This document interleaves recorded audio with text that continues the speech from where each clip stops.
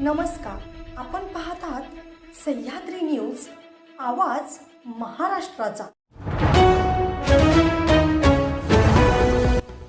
सांगलीच्या सह्याद्री नगरात काल भर दुपारी रेकॉर्डवरील गुन्हेगाराचा खून झालाय। मुबारक हसीनुल्ला शहा, वय वर्ष 30, राहणार अहिल्यानगर असं या मयताचं नाव असून तो रेकॉर्डवरील गुन्हेगार असल्याचं समजतंय। आमच्याकडे सर्व दुचाकी व चारचाकी वाहनांची खरेदी विक्री केली जाईल, तसेच सर्व वाहनांचे PUC इन्शुरन्स काढून मिळेल। आमचा पत्ता अब्दुल्ला शान मोटर्स, हुतात्मा स्मारक समोर, खानापूर। प्रोप्रायटर आमिर अब्दुल पीरजादे। मोबाईल क्रमांक 9975 79 79 76। सह्याद्रीनगर नमराह मस्जिद समोर या खुनाची घटना घडली आहे। काल दुपारी 4 वाजण्याच्या सुमारास 8 ते 10 जणांच्या टोळक्यानं तरुणाचा चाकूनं वर्मीवार करीत खून केलाय। मृत मुबारक शहा याचं कुटुंब मूळचं उत्तर प्रदेशातील आहे। बऱ्याच वर्षांपासून ते सांगलीत राहतात। मुबारक हा प्रकाश नगर येथे पत्नीसह राहत होता।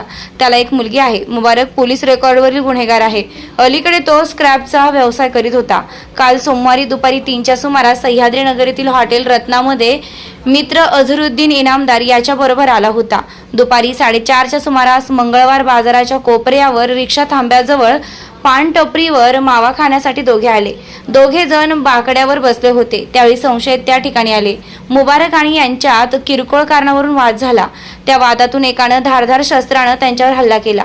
त्यामुळे जीवाचा आकांतानं आरडाओरडा करत मुबारक तेथून पश्चिमेला रेल्वे स्टेशनच्या बाजूला पळ सुटला।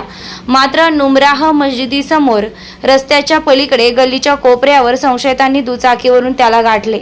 तेथे त्याला दगडानं ठेचलं। दगडाचा घाव वर्मी बसल्यानं मुबारक जागीच निचपीत पडला। हे थरार नाट्य काहींनी बघितलं। दरम्यान संशयितांनी तात्काळ दुचाकीवरून पलायन केलं। नागरिकांनी 108 रुग्णवाहिकेस बोलावलं, परंतु मुबारकचा जागीच मृत्यू झाल्याचं डॉक्टरांनी घोषित केलं।